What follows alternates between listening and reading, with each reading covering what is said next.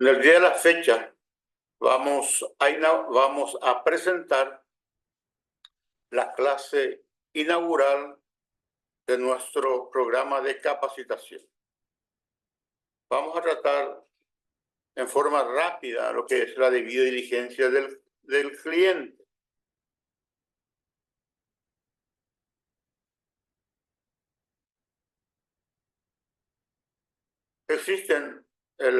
La agenda del día de hoy sería reglas generales de debida diligencia del cliente, tipos de debida diligencia del cliente,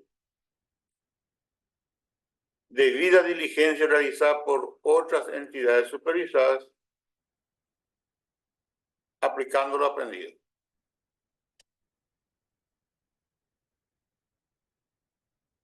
Cuando hablamos de reglas generales de debida diligencia del cliente, entonces comenzamos con establecer y mantener políticas y procedimientos y controles.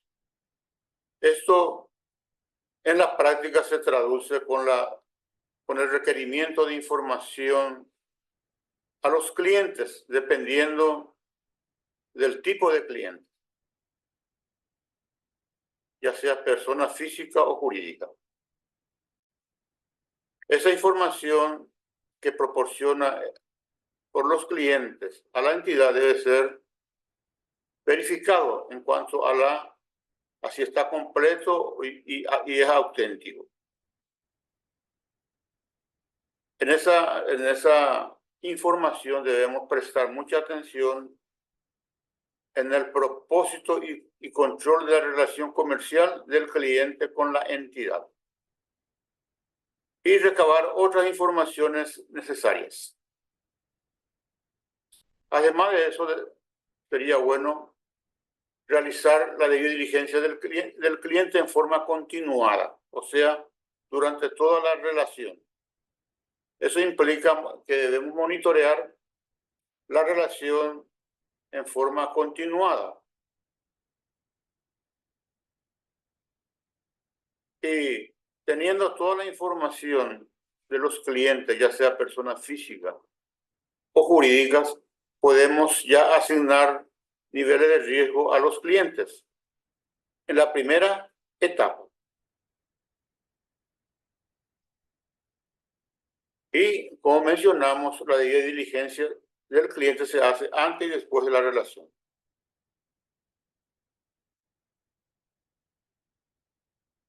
Bueno, ahora pasamos a ver los tipos de debida diligencia de clientes.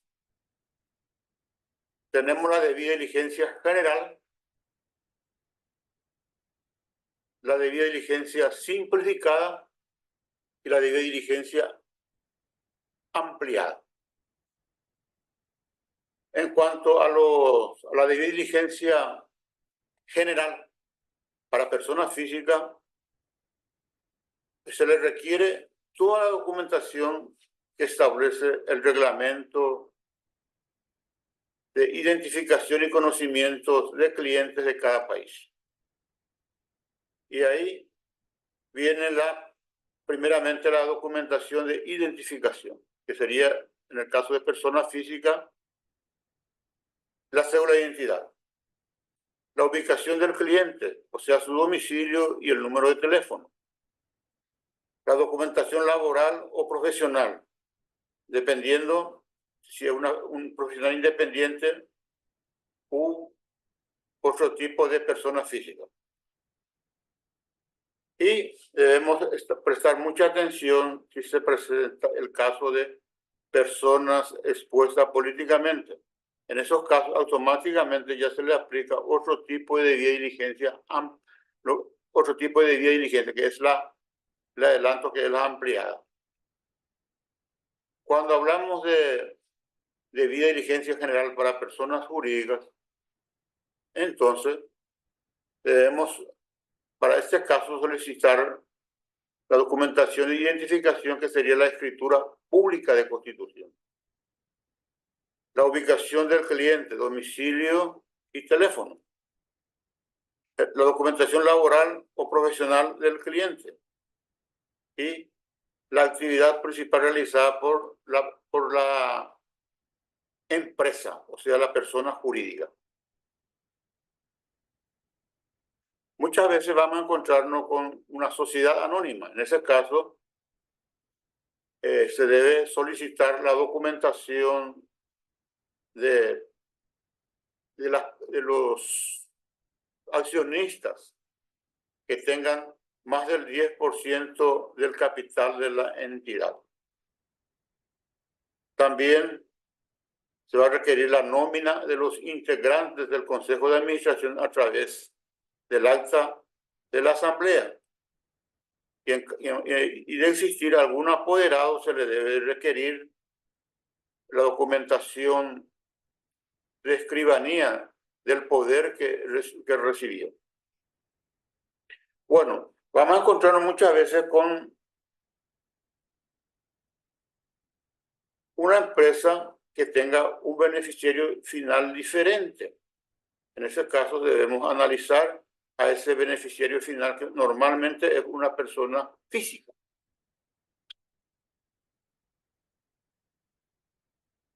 Bueno, ahora pasamos a la debida diligencia simplificada para personas físicas.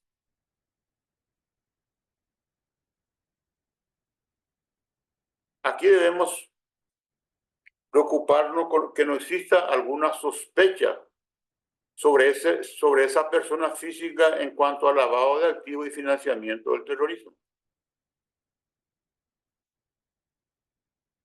Que no sea una persona expuesta políticamente. En algunos países se le aplica esta debida diligencia simplificada si la persona física no supera en su ahorro 25 salarios mínimos. En el caso de Paraguay, hablamos de 6 salarios mínimos mensuales. Aquí presentamos un pequeño resumen de lo que sería la debida diligencia simplificada para personas físicas y jurídicas. En primer lugar, en ambos casos deben tener la calificación de bajo riesgo. Cuando es una persona física, entonces se le requiere la cédula de identidad. Si es una persona física, la copia de la escritura de constitución. Esto es para la identificación. Ahora pasamos al tercer tipo de debida diligencia del cliente, que es la ampliada. Y como ven ustedes acá, que cuando esto se aplica cuando se refiere a personas expuestas políticamente. Y en ese caso debemos tener constancia que acredite el domicilio de los afectados y copia que acredite el origen de los fondos. Y si existe alguna sanción, también debemos dar una preocupación a esas documentaciones.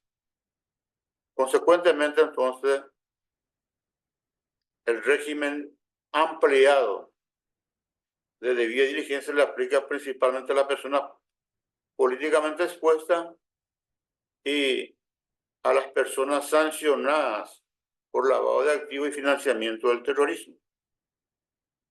Y en todos los casos se le pide el origen de los fondos. Bueno, ahora pasamos a situaciones de debida diligencia realizada a otras entidades supervisadas. ¿Por qué lo hacemos? Lo hacemos, primeramente, tenemos que verificar que esa otra entidad supervisada sea una entidad extranjera cooperante de la GAFI. Y aquí verificamos los clientes, las informaciones que proporcionan los clientes de la otra entidad financiera. Y debemos dejar constancia de que en ningún caso hay una delegación en cuanto a esta responsabilidad de solicitar la documentación. Solamente aquí se utiliza a la entidad supervisada para requerir la información, con la obligación de remitir esa documentación a la entidad, vamos a llamarle original, ¿verdad? Bueno, estos serían básicamente los requerimientos a las otras entidades, destacando que debe ser una entidad cooperante de la GAFI y que esa entidad tiene que remitir la documentación sin demora a la entidad. Bueno, aquí vamos a hacer un pequeño resumen. Tenemos la debida diligencia general que se aplica a los clientes al inicio, sin tener todavía otras informaciones y partimos de la base de que esto tiene riesgo medio. Posteriormente, una vez analizados los documentos, entonces pasamos a ver si es de riesgo bajo, y si es de riesgo bajo le aplicamos la debida diligencia simplificada. Si es de riesgo alto, le aplicamos la debida diligencia ampliada, principalmente cuando se refiere a personas expuestas políticamente o clientes que son sancionados por la unidad de inteligencia financiera. Y una cosa importante que no debemos olvidar es que antes de iniciar la relación debemos verificar que ese cliente no está en la lista de la OFAC. Bueno, en resumen, entonces, aplicando lo aprendido. Es decir, uno debe estar consciente de qué tipo de debida diligencia aplicar. Si es cliente medio, bajo o alto. Cuando el riesgo es alto, ¿cuáles son los procedimientos a aplicar y los controles? ¿Cómo monitorear las operaciones de su empresa? Cuando es de riesgo medio o simplificado, lógicamente el acompañamiento es más general. Cuando es de riesgo alto, entonces debemos controlar prácticamente operación por operación y solicitar documentaciones de todas las operaciones realizadas con la entidad. Bueno, hasta acá nosotros presentamos un contenido relevante. Ven ustedes que es un contenido muy relevante, pero por el tiempo que le destinamos es, lógicamente, insuficiente, ¿verdad? Debemos tener, y para eso nosotros les pedimos su permiso para presentarle nuestro programa de capacitación. Solamente a 10 minutos, por lo máximo, para hacer esa presentación, ya que de nada sirve tener la información si no podemos llevarlo a la práctica. Y para llevarlo a la práctica, entonces le estamos presentando nuestro programa de capacitación.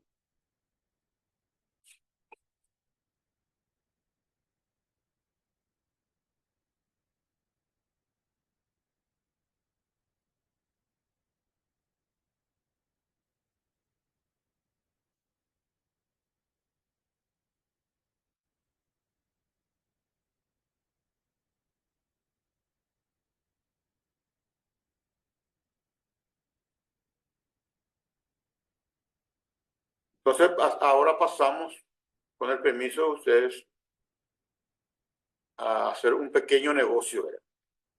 Ya que no es posible se comprenderán que no es posible mantener nuestro sitio sin realizar ninguna actividad de ventas. Eso es normal.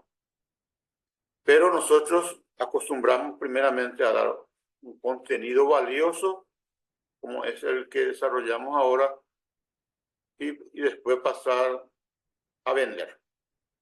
Bueno, aquí mencionamos que con este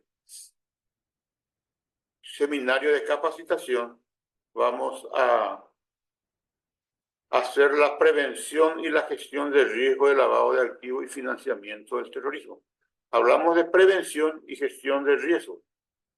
La prevención es una cosa que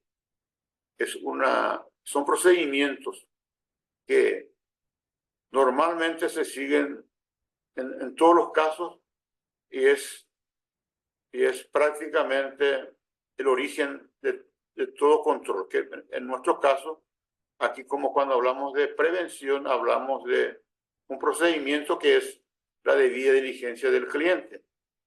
Y la gestión de riesgo es otro grupo de procedimientos que en el caso paraguayo y que en todo el mundo prácticamente surgió en el 2015. Y aquí en el caso paraguayo, esto se originó en el 2019 con la modificación prácticamente bien amplia de la ley 1015 del 97. Y a partir de ahí surgieron las reglamentaciones referentes a los sujetos obligados. Y lógicamente acá no hay necesidad para poder aprender prevención y gestión de riesgo, no hay necesidad de tener mucho conocimiento. Solamente se requiere seguir el temario que el experto en prevención y gestión de riesgo les recomienda.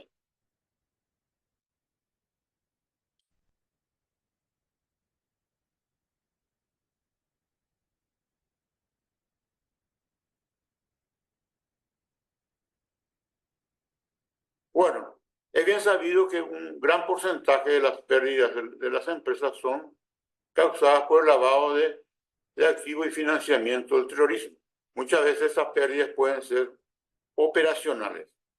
Muchas veces esas pérdidas pueden ser inclusive pérdidas de reputación, que en muchos casos conlleva sanciones e inclusive en el extremo al cierre de la propia entidad supervisada.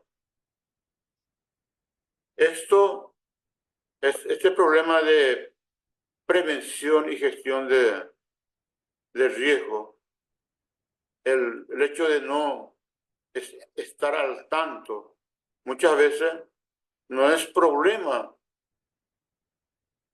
de la persona o del sujeto o de la persona, ¿verdad? Es bien muchas veces culpa de que escuchamos muchísimas opiniones, muchos consejos gratuitos y que en vez de ayudar confunden más. Por eso te voy a revelar aquí mi historia, ¿verdad?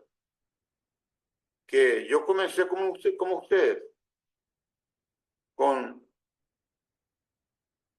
carencia de conocimientos y experiencia en la prevención y gestión de riesgo, de lavado de activos y financiamiento del terrorismo. Y tuve que, por circunstancias, vamos a llamar extremas, tuve que dedicarle el esfuerzo para, en un tiempo récord, convertirme en un buen conocedor y aplicador, vamos a llamar, de los procedimientos de prevención y gestión de riesgo. En ese momento yo era inspector de entidades financieras y tenía experiencia en la parte de inspección, pero carecía de conocimientos y experiencia en prevención. Y me pusieron y tuve que aceptar eso. Eso es lo que yo espero de ustedes. Yo no espero de ustedes que sean ya un conocedor profundo de prevención y gestión de riesgo. Solamente dedicarle el tiempo necesario para aprender y aplicar.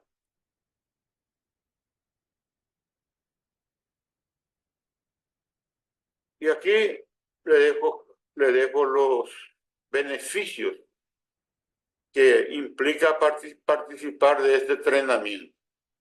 Gestionar la empresa sabiendo lo que es debida diligencia del cliente. Eso es lo que vimos ahora. Saber determinar cómo realizar la clasificación de riesgo del cliente. Mismo dentro de la debida diligencia nosotros ya pasamos directamente a calificar a los clientes conforme al riesgo. Riesgo bajo, medio y alto. Y una cosa que surgió prácticamente con el advenimiento de la gestión basada en riesgo, que se inició en muchos países en el 2015 y en Paraguay en el 2019, es la autoevaluación de riesgo de lavado de activos y financiamiento del terrorismo. O sea, calificar a la entidad conforme al riesgo. Eso es muy diferente a calificar a los clientes. Los clientes representan solamente un factor de riesgo. Aquí debemos mirar todos los factores de riesgo. Que en el curso, en el programa de entrenamiento, nosotros vamos a ver que tenemos a los clientes, a los productos, a la zona geográfica y el lugar de relación del cliente con la entidad. En otras palabras, van a tener un programa de entrenamiento que proporciona informaciones claves para la prevención y gestión de riesgo.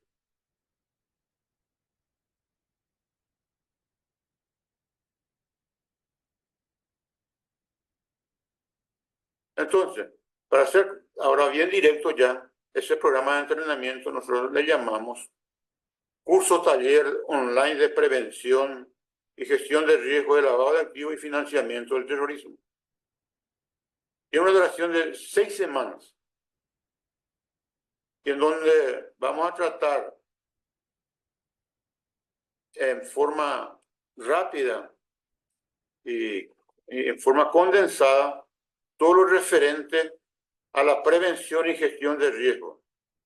Le vamos a dedicar 18 horas, vamos a tener aproximadamente 12 horas de videos y 6 horas de clase presencial. Clase presencial en la forma que estamos haciendo ahora. Y vamos a destinar mucho tiempo a la parte de autoevaluación de riesgo y lo vamos a hacer en forma práctica.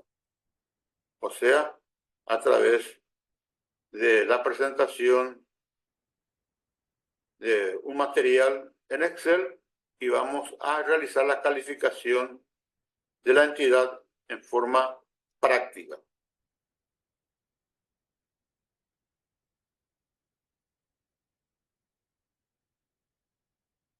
Y lo que le puedo asegurar es que en esas 18 horas van a convertirse en un ninja en prevención y gestión de riesgo. Ninja en el sentido de ser un experto en la prevención y gestión de riesgo. Porque van a destinar exclusivamente al menos 2 horas por semana durante esas 6 semanas, entonces, para acompañar todo el temario que realizamos. Y aquí, para no citar todo lo que contiene el curso, solamente vamos a ver la parte referente a la gestión de riesgo, pues la parte nueva, ¿verdad? Eso implica que debemos identificar los riesgos de lavado de dinero y financiamiento del terrorismo. vamos a medir esos riesgos. Le vamos a aplicar, medir usando la probabilidad y el impacto. Y ahí surge lo que se llama riesgo inherente. A esos riesgos inherentes le aplicamos los controles antilavado de dinero y vamos a tener lo que se llama riesgo residual. Posteriormente vamos a monitorear en forma continua, principalmente a través de la matriz de riesgo, que lógicamente vamos a utilizar al inicio de las operaciones, al inicio de la aplicación de los procedimientos, donde vamos a anotar, como se dice, en esa matriz, los riesgos, lo vamos a medir referente a la prevención, referente a la probabilidad y el impacto, lo vamos a establecer ahí los controles y vamos a ir siguiendo. Posteriormente le vamos a tener condiciones ya de determinar el riesgo de la entidad como un todo. Eso lógicamente, mi experiencia prácticamente lo lleva de 2 a 3 clases, ¿verdad? Y en directo. Bueno, resumiendo entonces, van a elaborar el perfil del cliente. Inmediatamente ya calificamos a los clientes en bajo, medio y alto riesgo. Vamos a realizar la autoevaluación de riesgos para determinar el riesgo global de la entidad. Esta es una de las deficiencias que se observa en la mayoría de los países, es la falta de la aplicación de la realización de la autoevaluación de riesgo. Es un tema nuevo y está siendo discutido en todos los países. Y en muchos países eso no se aplica correctamente. Lo que existe en la mayoría de los casos es la clasificación del cliente y automáticamente ya se pasa a los procedimientos de prevención, que es la debida diligencia del cliente, la determinación de riesgos inusuales y las operaciones sospechosas. Y se aplica además a algunos otros procedimientos como referente a la auditoría, al entrenamiento, etc. Pero nuestro foco en este entrenamiento es la autoevaluación de riesgo. Es por eso que nosotros también le ofrecemos un bono adicional referente a la autoevaluación de riesgo. Además de realizar la autoevaluación de riesgo dentro del programa del curso, le ofrecemos un bono adicional sobre este tema.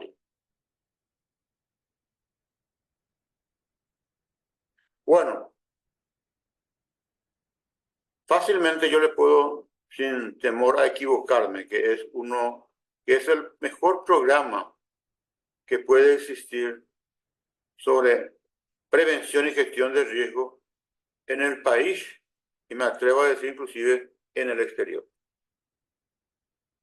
Y estamos ofreciendo esto a un precio bien reducido, de $117. Y estamos entregando valor por $484. O sea, le estamos haciendo una oferta fantástica de pagar solamente $117 por algo que tiene un valor de $484 entre curso y bono. Y eso lo hacemos básicamente para poder atraer a más alumnos. Y también teniendo en cuenta que muchos de los alumnos que participan en el curso pagan por su cuenta, ya que existe aún la creencia errónea de muchas entidades de querer ahorrar dinero, ¿verdad? No pagar cursos para después pagar mucho más. Acá con eso nosotros le evitamos a esa empresa pagar una suma de $117 y ya prácticamente tener todo cubierto y no pagar dinero adicional en multas que le aclaro acá que con la modificación de la ley en todos los países quedó bien claro que el responsable directo de la prevención y gestión de riesgo viene a ser el Consejo de Administración. Es el que recibe el peso de la aplicación de la ley. Es el que, en el caso de Paraguay, donde la sanción llega a 5.000 salarios mínimos mensuales, recibe la entidad. Y en el caso también de Paraguay, donde el Consejo de Administración, más el oficial de cumplimiento y otras personas participantes y afectados por el lavado de dinero, puede recibir sanciones hasta 500 salarios mínimos. Recuerden, eso es si no se le cierra la entidad. Eso, entonces hay que evitar esto. Y hay que recordar también que el lavado de activos y el financiamiento del terrorismo muchas veces le puede llevar tanto a los miembros del Consejo como al oficial de cumplimiento y otros participantes a la cárcel, como vimos acá en el Paraguay, ¿verdad? Que algunos consejeros fueron a parar en la cárcel muchas veces por falta de conocimiento o por querer ahorrar una cifra insignificante con respecto a lo que van a pasar posteriormente. Eso le aclaro bien acá, ¿verdad?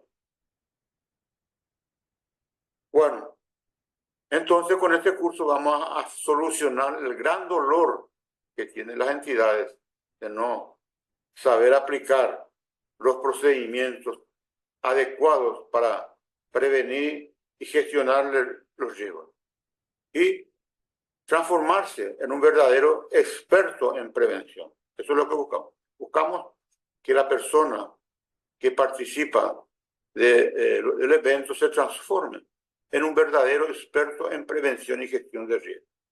Y ya no hace falta ser un genio para ver los beneficios que esto conlleva. Esto conlleva muchas veces ascenso en el trabajo. Y ascenso en el trabajo y la posibilidad de ganar más dinero. Y nos va a llevar años hasta que las propias entidades financieras van a requerir que los funcionarios que van a entrar a trabajar tengan un conocimiento adecuado en prevención y gestión de riesgo. Eso es una realidad. En pocos tiempos, no solamente el oficial de cumplimiento debe tener el conocimiento de prevención y gestión, sino los consejeros, los gerentes deben tener conocimientos en prevención. Hay que recordar que el principal, que la aplicación de los controles lo aplican los gerentes de las áreas. El oficial de cumplimiento no es más que un asesor de esos gerentes, ya que los gerentes son los gerentes y los funcionarios son los que están en contacto directo con los clientes. Y no le podemos exigir al oficial de cumplimiento que como responsable final. Bueno, además de esto, para ir terminando ya, le ofrecemos una garantía de 30 días para la devolución de esos $117. Si es que no le satisface el programa. Bueno, le mencionaba que además del curso, taller le entregamos un material adicional a la escuela.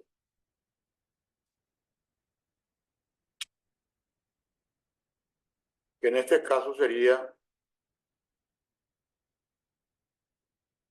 el curso de prevención y gestión de riesgos. Bueno, solamente le solicito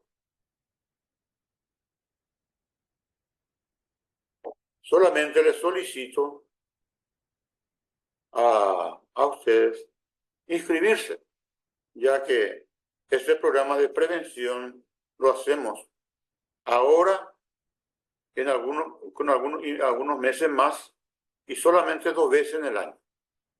No pierda la oportunidad. Es solo